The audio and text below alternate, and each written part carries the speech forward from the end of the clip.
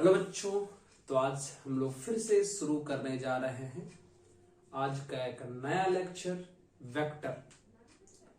जैसा कि अभी हम लोगों ने इनवर्स ट्रायगोनोमेट्रिक फंक्शन का वीडियो कंप्लीट किया है, उसमें हमने जितने भी एग्जाम में ज्यादातर रिपीट होने वाले क्वेश्चंस थे हमने आपको करवाए, और अगर आप उस क्वेश्चंस को कंप्लीट कर लेते हैं तो बोर्ड में बहुत ही अच्छे मार्क्स आपके आएंगे। इस बात की फुल गारंटी है, बस आपको करना है।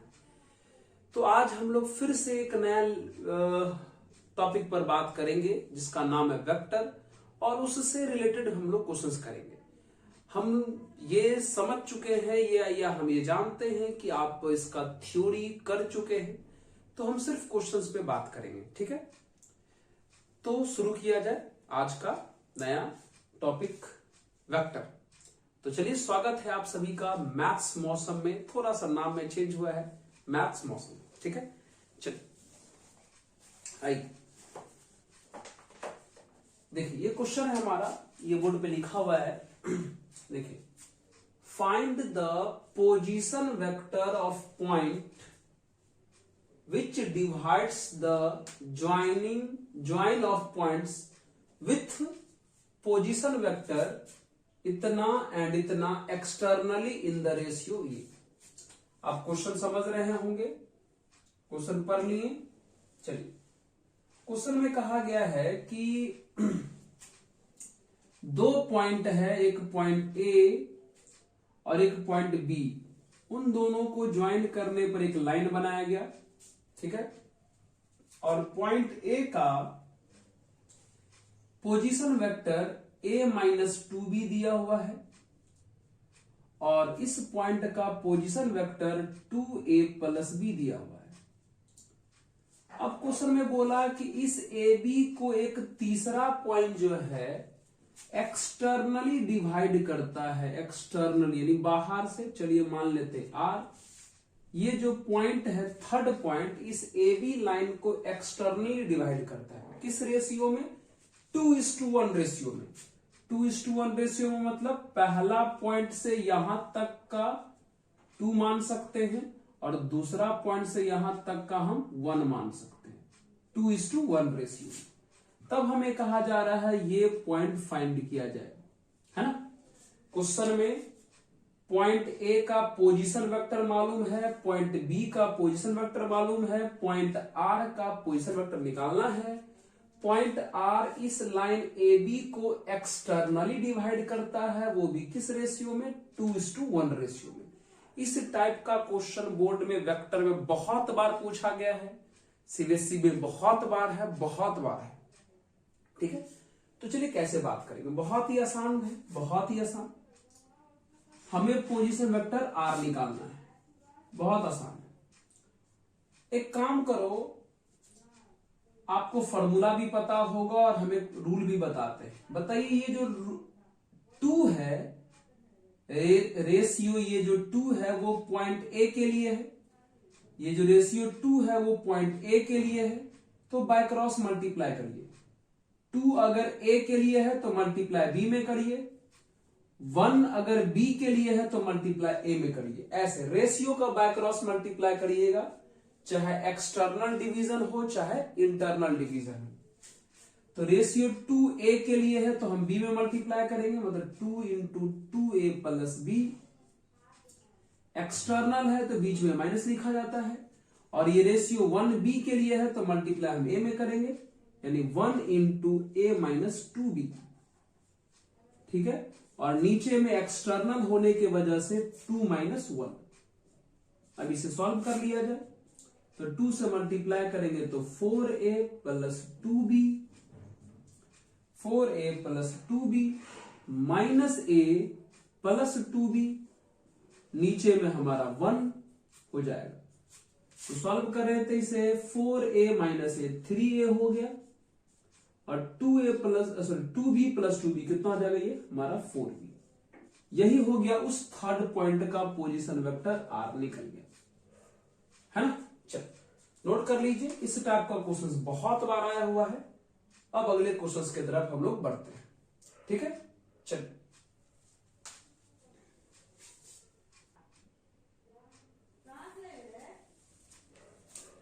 चलिए अब हम लोग इस क्वेश्चन पे बात करते हैं। वेक्टर ए का वैल्यू ये दिया हुआ है, वेक्टर बी का वैल्यू ये दिया हुआ है। तब हमें कह रहा है कि then find unit vector parallel to the vector A plus B, यानी ए प्लस बी के पैरेलल जो वेक्टर होंगे उसका यूनिट वेक्टर निकालना है। एक काम करिए, जिसके पैरेलल फाइंड करना है पहले वो वेक्टर ही निकाल लिया जाए। तो a प्लस बी के पैरेलल फाइंड करना है तो सबसे पहले a प्लस बी निकालते हैं। a का वैल्यू 4i माइनस जे प्लस के, फिर प्लस b का value 2i minus 2j plus के। ठीक है, अगर हम इसे सॉल्व करें तो 4i प्लस 2i 6i हो जाएगा, minus j minus 2j minus 3j हो जाएगा, प्लस के 2k हो जाएगा। मतलब जिसके पैरेलल यूनिट वेक्टर फाइंड करना था पहले हम वो वेक्टर निकाल लिए। आप लोग जानते होंगे कि जब वेक्टर पैरेलल होता है तो उसका यूनिट वेक्टर सेम होता है।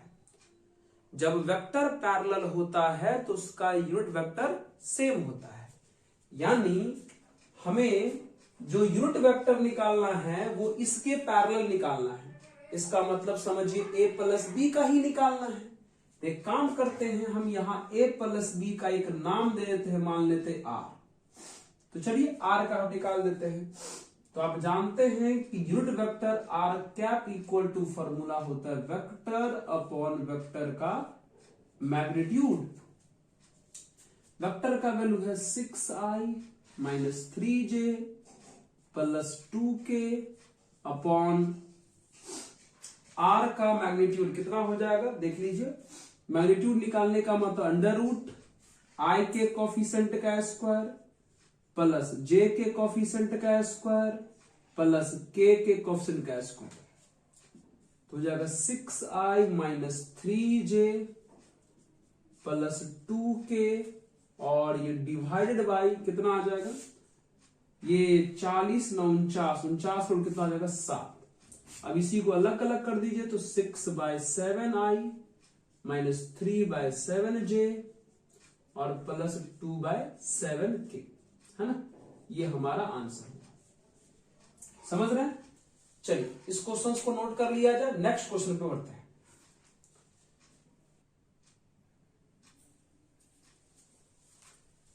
चलिए बच्चों, अब हमें इस क्वेश्चन पे फोकस करना है। क्या पूछा है, what is the direction ratio. क्या पूछा है, डायरेक्शन रेशियो। किसका पूछा है, वेक्टर 3a प्लस 2b का पूछा है डायरेक्शन रेशियो। एक काम करते हैं, जिसका डायरेक्शन रेशियो पूछा है पहले वो वेक्टर फाइंड कर लेते हैं।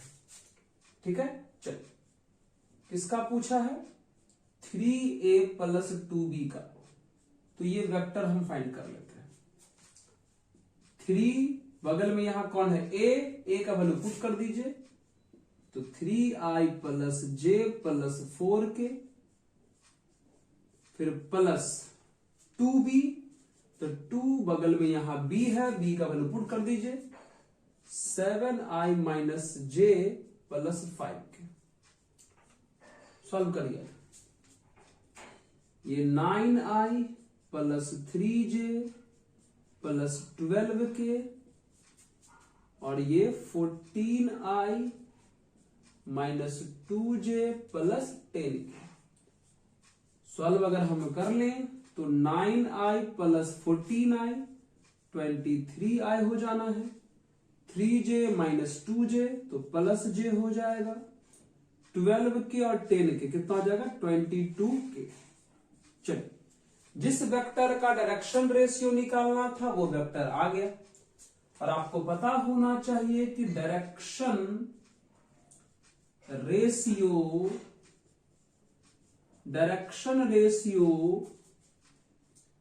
Is the component of vector,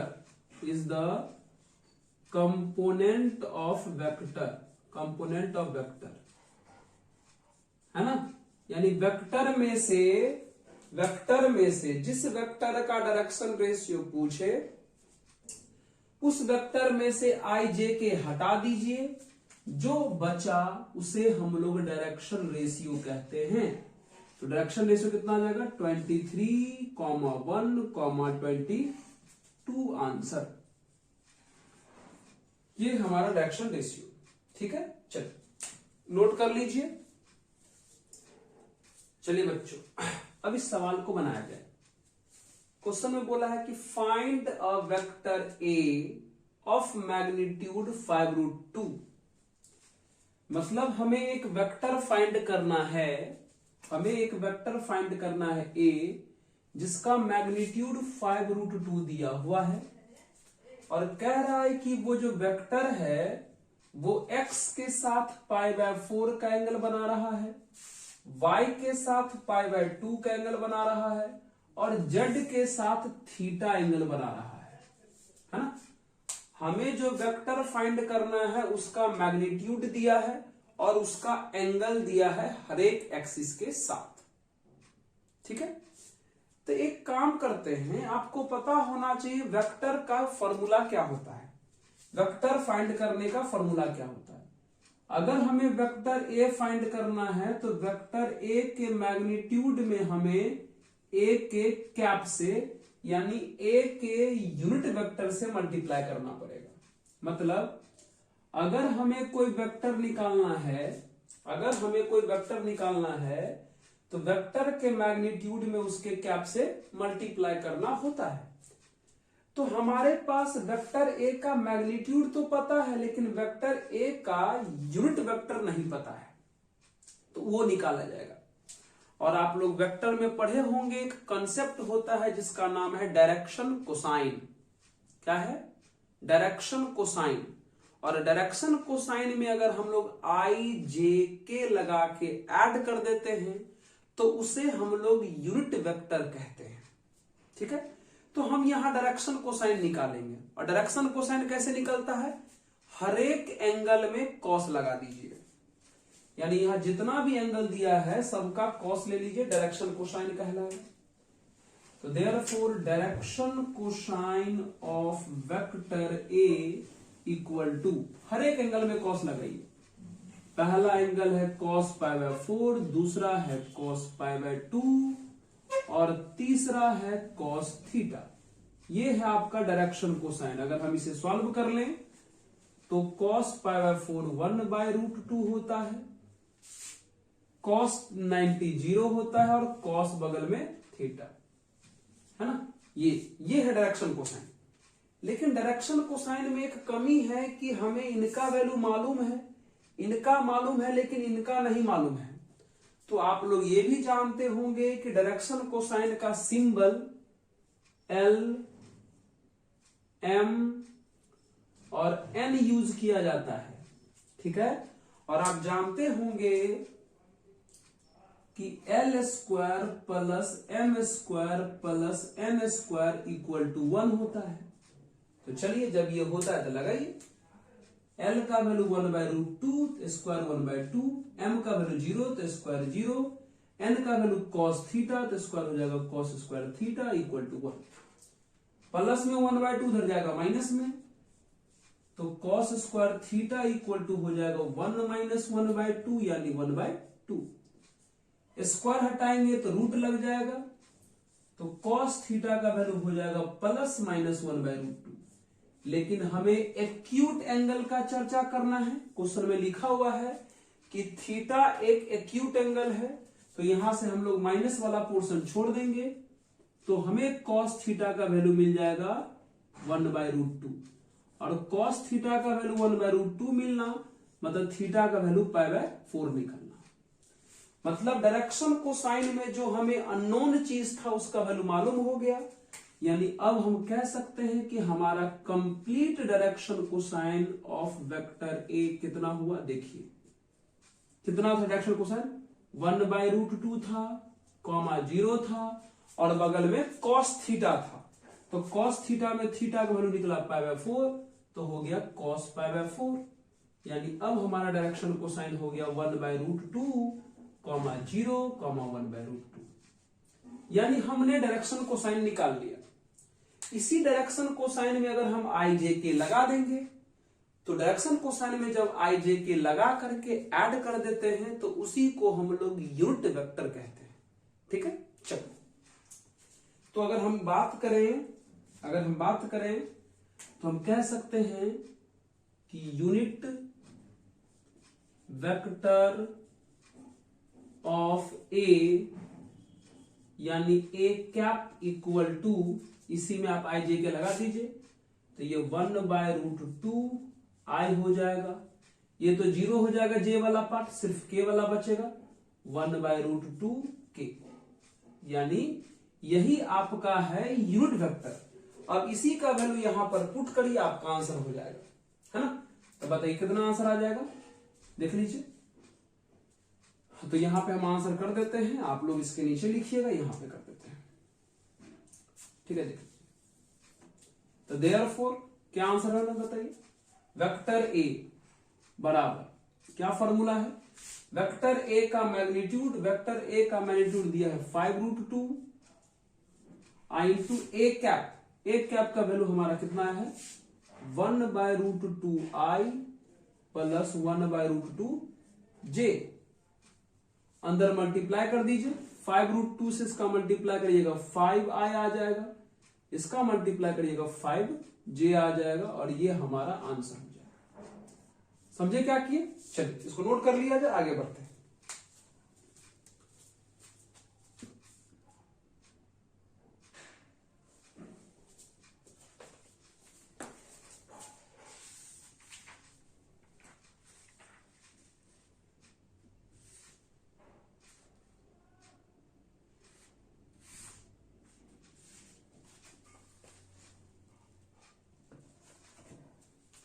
कर लिए नोट, थोड़ा हमें लग रहा है समस्या कि सर यहां 1/√2 आई प्लस 1/√2 के था, तो आपने यहां पर जे कैसे लिखा जी, यहां पर जे नहीं, यहां पर के होगा, के सॉरी यहां पर के होगा। ठीक है, चल हाँ अब सही है, नोट कर भी सकते हैं।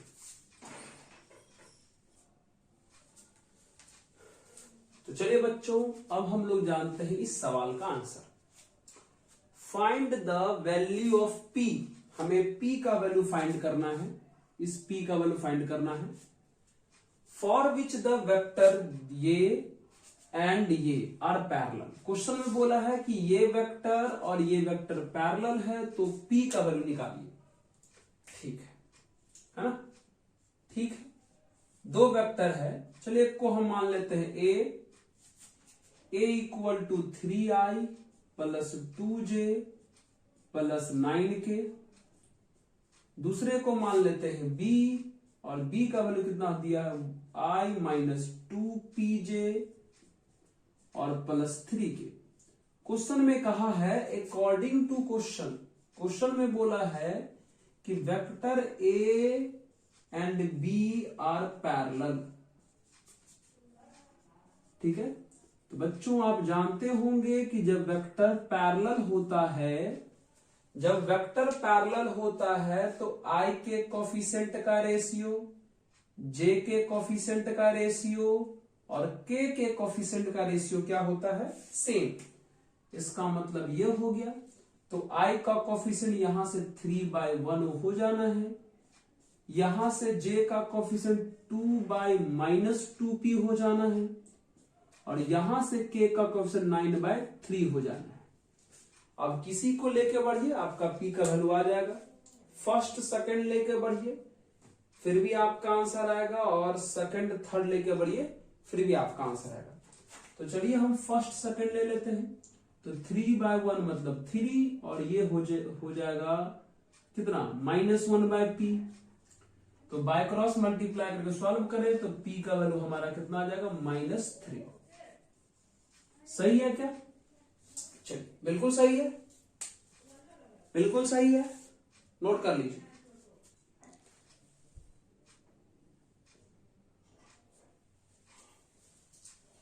चलिए बच्चों, अब हमें सॉल्व करना है ये सवाल। क्वेश्चन में बोला है कि find the angle between x axis and the vector this, यानी इस वेक्टर एक्स एक्सिस के बीच का और इस वेक्टर के बीच का एंगल निकालना है। तो कोई बात नहीं, निकलेगा। आइए, है ना, शुरू करते हैं। किसके किसके बीच का निकालना है? एक्स एक्सिस के बीच का और इस वेक्टर के बीच का। तो आप लोग जानते हैं कि एक्स एक्सिस के डायरेक्शन में एक वेक्टर लिया जाता है जिसे हम लोग आई कहते हैं। तो एक्स एक्सिस के डायरेक्शन में जो वेक्टर आई लेते हैं, हमने उसे थोड़ी देर के लिए ए मान लिया। ठीक है, एक्स के तरफ जो वेक्टर लेते हैं उसे हम लोग आई कहते हैं, उस आई का नाम हमने ए दिया। और ये दूसरा वेक्टर है उसे हम बी मान लेते हैं। और हमसे इसी दोनों वेक्टर के बीच का एंगल पूछा है। क्या पूछा है? एंगल पूछा है। आइए, हम लोग जानते हैं डॉट प्रोडक्ट। कौन सा product? Dot product. A dot B equal to mod A into mod B into cos theta होता है। यही थीटा जो है वो ए और बी के बीच का एंगल है। तो क्या यहां से हम cos theta equal to A dot B upon mod A mod A into mod B बोल सकते हैं? अब निकालिए ए और बी का डॉट। ए और बी का डॉट, आपको पता है डॉट प्रोडक्ट कैसे होता है? आई वाले को आई वाले से मल्टीप्लाई करते हैं, कॉफिशिएंट को सिर्फ आई के कॉफिशिएंट को आई के कॉफिशिएंट से 1 आएगा। जे का कॉफिशिएंट ऊपर में नहीं है, मतलब 0 है, तो 0 को यहां करेंगे तो 0 हो जाएगा। ऊपर में के का भी नहीं है तो के का कुछ नहीं, तो 0 मानेंगे तो 0 को इससे करेंगे तो 0 हो जाएगा। नीचे आइए, ए का मॉड। ए का मॉड मतलब आई का मॉड, और आई का मॉड आपको पता है 1 होता है। चलिए, इनटू बगल में कौन है? बी का मॉड। तो बी का मॉड आई के कोफिशिएंट का स्क्वायर 1, जे के कोफिशिएंट का स्क्वायर 1 और के कोफिशिएंट का स्क्वायर भी 1। तो कितना आ जाएगा? ऊपर में 1, नीचे में √3, यानी cos थीटा इक्वल टू 1/√3। तो देयरफॉर थीटा इक्वल टू हम बोल सकते हैं cos इनवर्स 1/√3 आंसर। ठीक है, चलो नोट कर लीजिए, आगे बढ़ते हैं।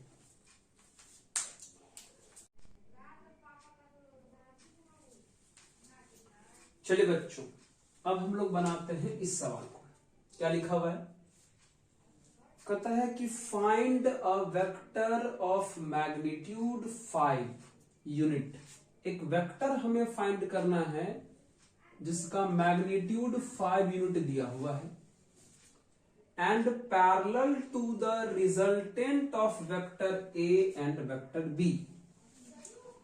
मतलब हमें जो वेक्टर फाइंड करना है उस वेक्टर का मैग्नीट्यूड दिया हुआ है, और वह वेक्टर जो है इन दोनों वेक्टर के रिजल्टेंट के पैरेलल है।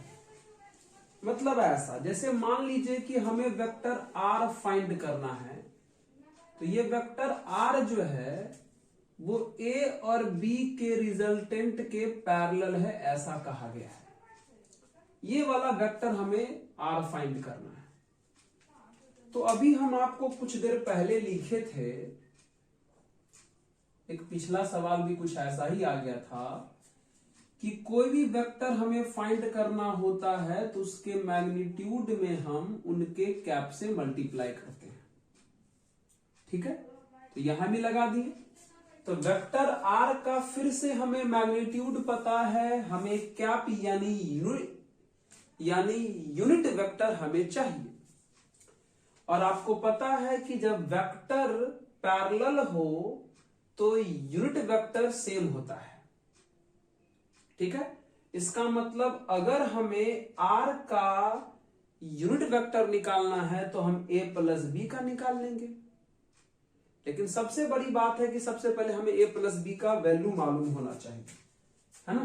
तो चलिए a प्लस बी हमारे सामने में है, निकाल लेते हैं। a प्लस बी ऐड कर लीजिए ना, ये वाला a है और ये वाला b है, ऐड करिए। तो 2i प्लस i 3i हो गया, 3j minus 2j plus j हो गया, और माइनस के प्लस के, अच्छा वो 0 हो गया। ठीक है, चलो तो देखिए, जब ये वेक्टर पैरेलल है, इसका मतलब वेक्टर r का कैप और a प्लस b का कैप, दोनों का कैप सेम होगा, और कैप का मतलब होता है वेक्टर अपॉन वेक्टर का मैग्नीट्यूड। यानी किसी भी वेक्टर का अगर यूनिट वेक्टर निकालना हो तो वेक्टर में उसके मैग्नीट्यूड से क्या करते हैं, डिवाइड कर देते हैं। आइए, वेक्टर का वैल्यू कितना दिया, 3i प्लस j, और उसका मैग्नीट्यूड कितना हो जाएगा, रूट अंडर i के कोफिशिएंट का स्क्वायर 9, j के कोफिशिएंट का स्क्वायर कितना 1, यानी कितना हो जाएगा, 3i plus j upon root 10। आगे चलिए, अब फर्स्ट में पुट कर दिया जाए, फ्रॉम फर्स्ट। तो फ्रॉम फर्स्ट में vector r equal to vector r का मैग्नीट्यूड जो 5 दिया है, और बगल में r का कैप, और r कैप कितना आया है, 3i plus j upon root 10। Solve करना चाहते हैं तो आप ऊपर नीचे रूट 10 से मल्टीप्लाई करके स्लैश करके सॉल्व कर सकते हैं, नहीं तो हमारा ये आंसर हो गया। नोट कर लिया जाए।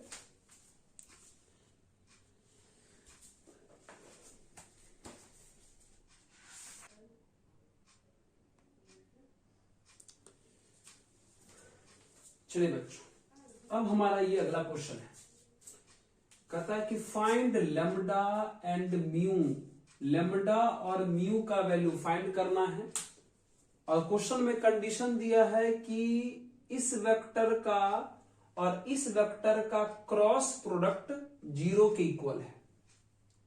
तो आपको पता होना चाहिए कि दो वेक्टर जब i j k के फॉर्म में लिखा हुआ हो तो क्रॉस कैसे निकालते हैं, क्रॉस प्रोडक्ट कैसे निकालते हैं।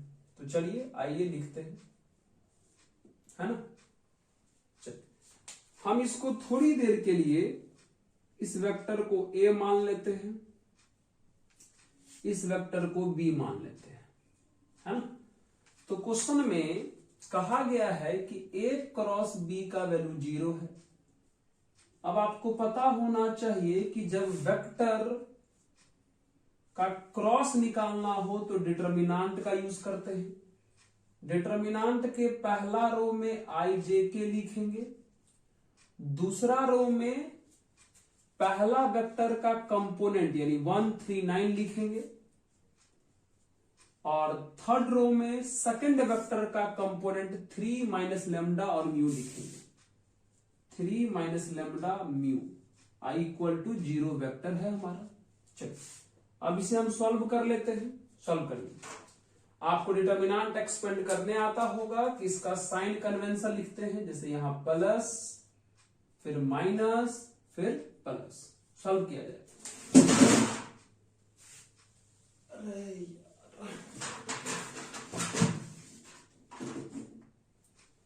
सॉरी बच्चों, थोड़ा इधर सा कुछ गिर गया था। ठीक है, चलिए शुरू करते हैं। क्या है हमारा ये, i को प्लस से मल्टीप्लाई करेंगे तो प्लस i, ये वाला रो खत्म, ये वाला कॉलम खत्म, ये चारों बचा, लिख लिया जाए एक बार। 3 माइनस लेमडा 9 और म्यू बचा। ठीक है, j को माइनस से करेंगे माइनस j, ये वाला रो खत्म, j जिस रो में है ये वाला रो खत्म, ये कॉलम खत्म, तो 1 3 9 म्यू बचा। 1 3 9 और म्यू बचा, म्यू म्यू म्यू म्यू बचा।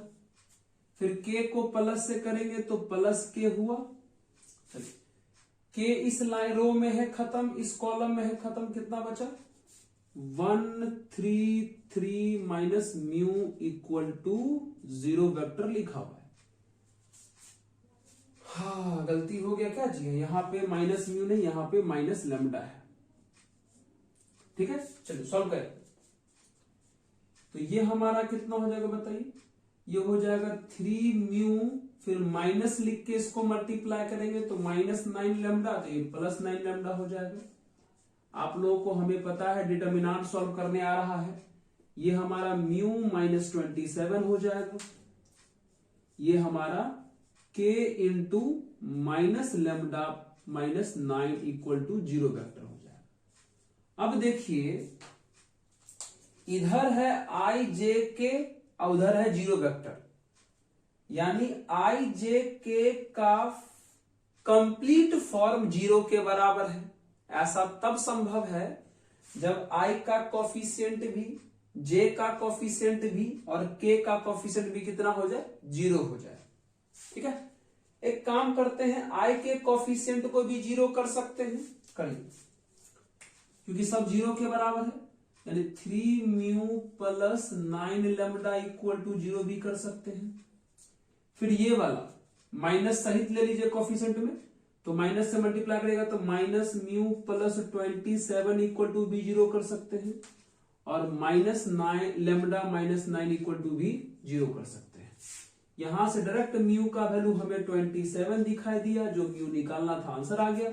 यहां से लेमडा का वैल्यू डायरेक्ट हमें माइनस 9 दिखाई दिया और आंसर आ गया। ठीक है, चलिए इस तरीके से इस सवाल को हमने बनाया। ठीक है, नोट कर लिया जाए।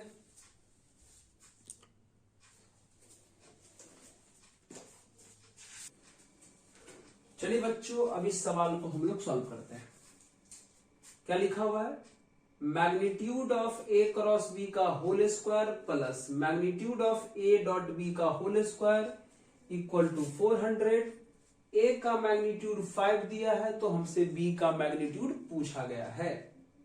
बहुत ही इजी सवाल है, आइए बनाते हैं। आप लोग को पता होना चाहिए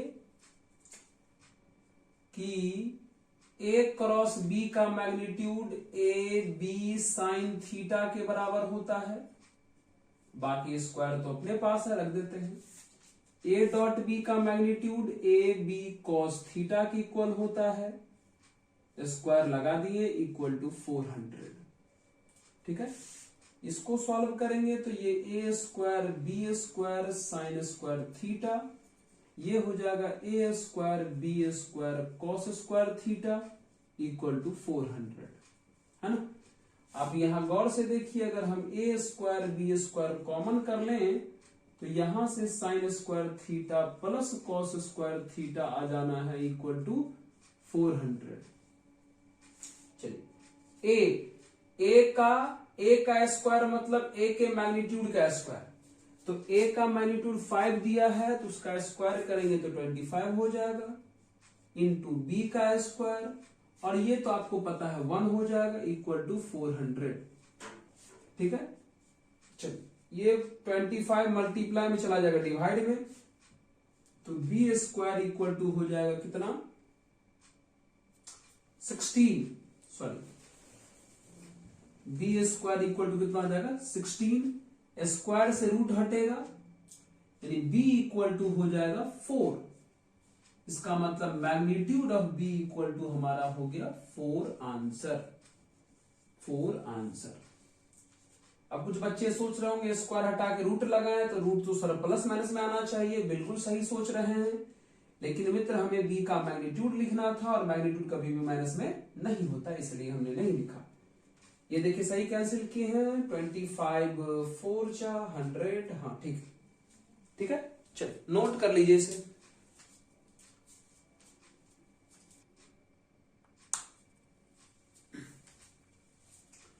चलिए बच्चों, अब इस सवाल को हम लोग बनाते हैं।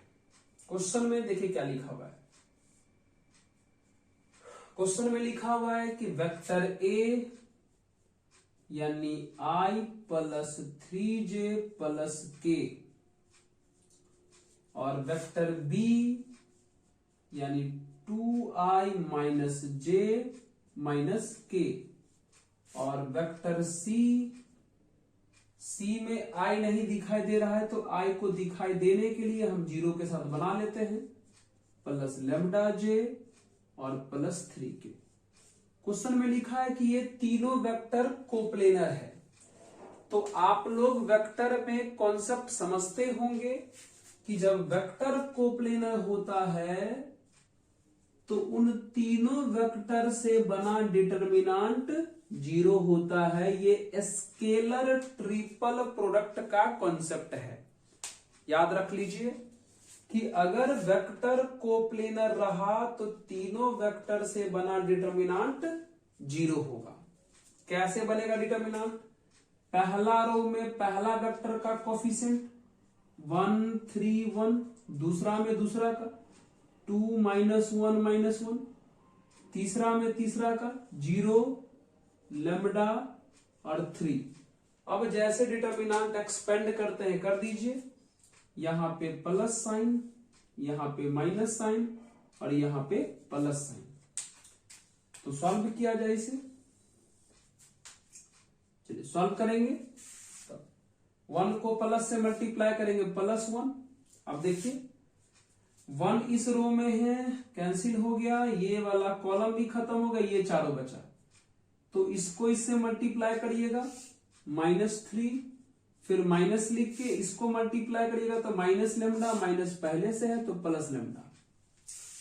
3 को माइनस से करिएगा तो -3, -3 इस रो में खत्म हो गया, इस कॉलम में खत्म हो गया, तो ये चारों हमें बचेगा, ये चारों हमें बचेगा। तो इसको मल्टीप्लाई करेंगे 6 आएगा, फिर माइनस इसको इससे मल्टीप्लाई करेंगे तो 0 हो जाएगा। ठीक है। अब हम लोग पहुंचते हैं इसके पास। 1 को प्लस से मल्टीप्लाई करेंगे तो फिर से +1, 1 इस रो में खत्म, 1 इस कॉलम में खत्म, ये चारों बचा। 2 को लैम्डा से मल्टीप्लाई करेंगे तो 2 लैम्डा, फिर माइनस 0 को माइनस से करेंगे तो 0 = 0 हो गया। सॉल्व करिए। ये -3 प्लस लैम्डा हो गया, ये -18 हो गया और ये +2 लैम्डा = 0 हो गया। तो 2 लैम्डा प्लस लैम्डा 3 लैम्डा, ये -21 = 0 और यहां से आप लैम्डा निकालेंगे तो 7 हमारा आंसर आएगा। ठीक है। तो इस तरीके से हमने इस क्वेश्चन को भी कंप्लीट किया। ठीक है, नोट कर लिया जाए। तो चलिए बच्चों, इस सवाल को हम लोग बनाते हैं। वेक्टर ए का वैल्यू दे दिया हुआ है, वेक्टर बी का वैल्यू भी दिया हुआ है और कह रहा है कि then find projection of vector A on B. A का प्रोजेक्शन बी पर निकालना है, तो आप इसका भी फॉर्मूला जानते होंगे, हम दोबारा यहां समझा देते हैं। चलिए देखिए, projection of vector A on vector B. Formula क्या होता है? वेक्टर ए का वेक्टर बी पर प्रोजेक्शन, तो पहले दोनों का हम डॉट प्रोडक्ट कर लेते हैं। किसके ऊपर प्रोजेक्शन है? बी के ऊपर। तो जिसके ऊपर प्रोजेक्शन है उसके मैग्नीट्यूड से डिवाइड कर देते हैं।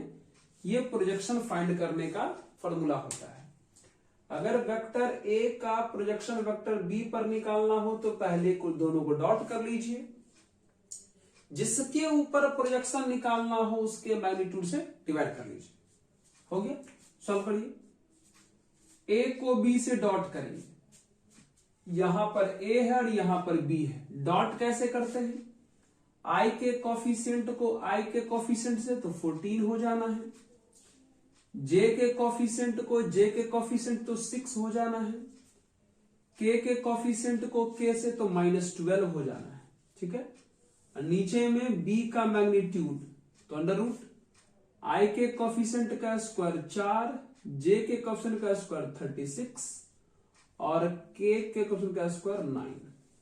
ऊपर 14 26 में से 12 गया 8 और नीचे ये हो जाएगा 49 का रूट हो जाएगा 7, यानी हमारा प्रोजेक्शन जो है 8/7 आ गया। ठीक है, नोट कर लिया जाए।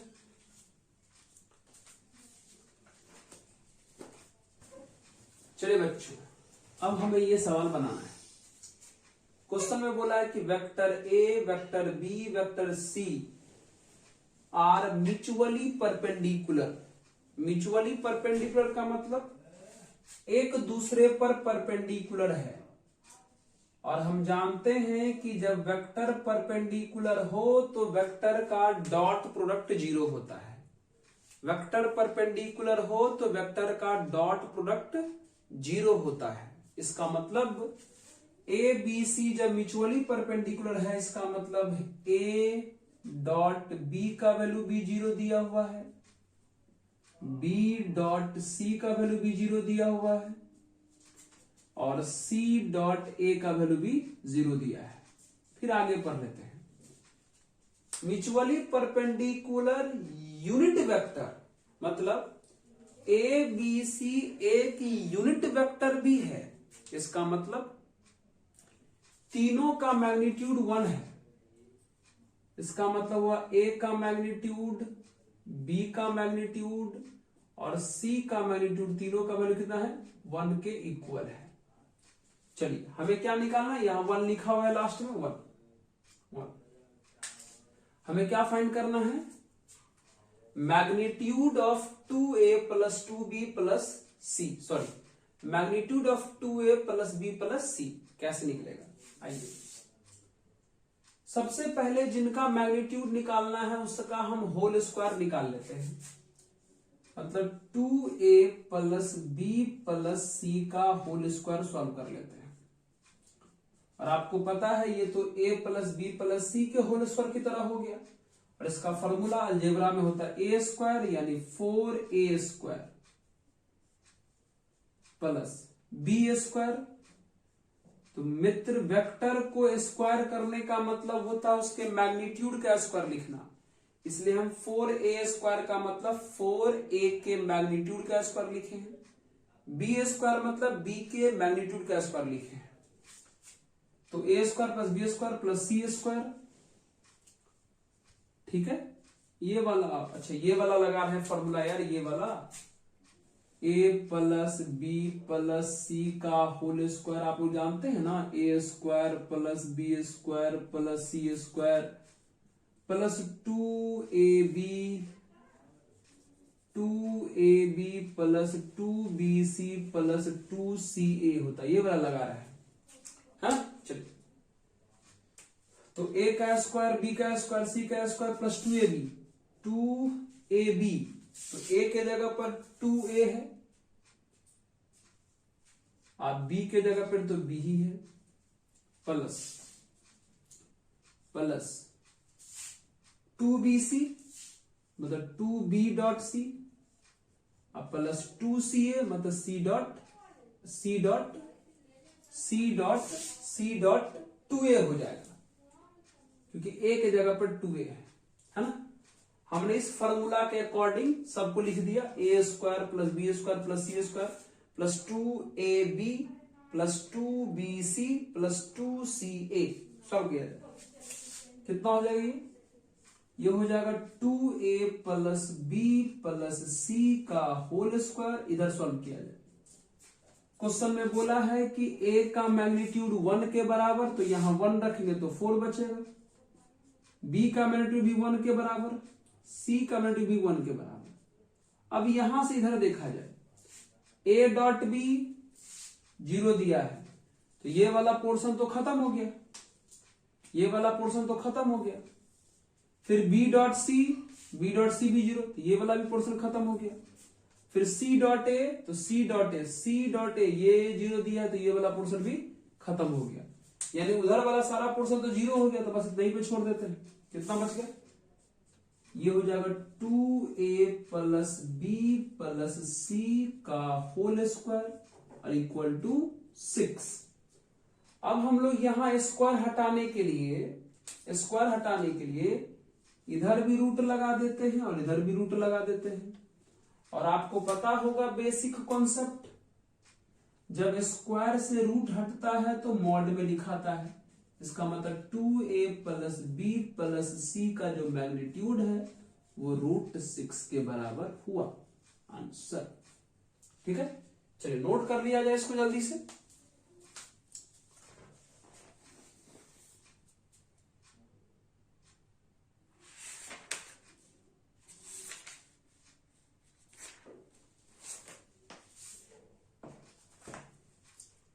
नोट कर लिए। तो बच्चों इस वीडियो में हम लोग बस इतना ही रखेंगे, अब अगले वीडियो में मुलाकात करेंगे। ठीक है, तब तक पढ़ते रहिए। ठीक है, धन्यवाद।